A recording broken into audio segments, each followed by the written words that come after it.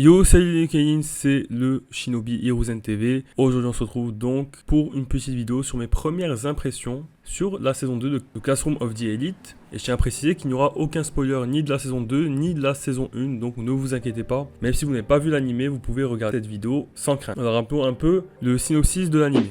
Le lycée Kodo Ikei est considéré comme le meilleur établissement éducatif du Japon, avec un taux de 100% d'admis dans les grandes écoles et l'assurance de trouver l'emploi voulu. Elle constitue l'excellence japonaise avec des installations ultramodernes et des équipements en dernier cri. Dans cet établissement, les points remplacent l'argent et permettent d'acheter tout ce qu'on veut, que ce soit nourriture, divertissement ou même des choses vraiment immatérielles. Dès le premier jour, chaque élève reçoit 100 000 points valant 100 000 yens au total. À première vue, le lycée Kodo Ikei semble être un véritable paradis. Malheureusement, la réalité veut que seule l'élite des étudiants reçoivent un traitement favorable, les autres étant soumis à la suprématie. En effet, chaque mois, en fonction des notes et du comportement de la classe, celle-ci reçoit un nombre de points en conséquence. Qualifié de système S, SE système U, le nombre de points total répartis des classes en 4 catégories, A, B, C et D, A, B, C, D, allant de la meilleure classe à la plus mauvaise. Les élèves de la classe D étant considérés comme des déchets et ne sont promis à aucun avenir, un peu à l'image de la classe E dans Assassination Classroom. Le personnage principal s'est retrouvé dans la classe D alors qu'il est bien plus intelligent que la moyenne.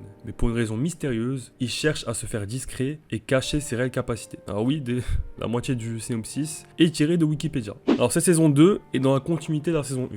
On commence directement par une nouvelle épreuve. L'arc dure seulement 3 épisodes, les 3 premiers, mais le concept est pas mal. En fait, cet animé fait partie des animés un peu One Punch Man-esque. On sait que Ayano Koji est très fort et qu'il va plus ou moins gagner à la fin. Le tout, c'est de savoir comment il va s'y prendre sans se faire remarquer, quelle stratégie va-t-il utiliser, comment il va se servir des autres pour y parvenir. Ce mystère qui entoure le passé du personnage, ses réelles motivations, ce pourquoi il s'est inscrit dans cette école et sa vraie personnalité, contribuent à la qualité de l'animé et à nous tenir en haleine. Un coup on se dit qu'il est profondément bon, qu'il veut sauver les gens sans avoir les éloges qui vont avec, mais à d'autres moments on doute de son honnêteté à ce niveau-là. Si vous avez fini la saison 1, vous voyez de quel moment je veux parler, sans spoiler. Cette nouvelle épreuve a pour originalité d'avoir à faire équipe avec des gens des autres classes tout en se faisant confronter les classes entre elles. Et avec également l'aspect purement individuel, égoïste, mis à l'honneur. Typiquement un mec peut faire saboter l'épreuve s'il le souhaite. Ce que je viens de dire peut paraître assez vague, mais si vous avez regardé les 3 premiers épisodes de la seconde saison, vous voyez ce que je veux dire. À la fin des 3 premiers épisodes, on annonce que le deuxième trimestre va débuter. Je me demande bien comment Ayano Koji va réussir à passer de la classe D à la classe A. Ce qui est intéressant, c'est qu'une fois ta classe assignée au début, tu es condamné ou quasiment condamné à rester dans cette classe et évoluer avec. Pour passer en classe supérieure, il faudra que toute la classe progresse. Ayano Koji peut faire gagner des points dans les épreuves communes, où des classes sont directement confrontées entre elles, telles que celle de la saison 2 ou celle de la saison 1, qui sont en fait des examens. Mais pour les autres examens individuels, plus classiques, disons, eh bien, il faut que la moyenne de la classe augmente. Et ça, c'est un vrai défi qui avait été abordé au début de la saison 1. Et encore, comme je l'ai dit, l'aspect individuel est compris dans l'épreuve de la saison 2, mais beaucoup moins. A voir si pour le deuxième trimestre, il y aura encore ce problème. Enfin bref, voilà en gros la saison 2 de Classroom of the Elite commence bien. On a eu une épreuve originale et je ne doute pas que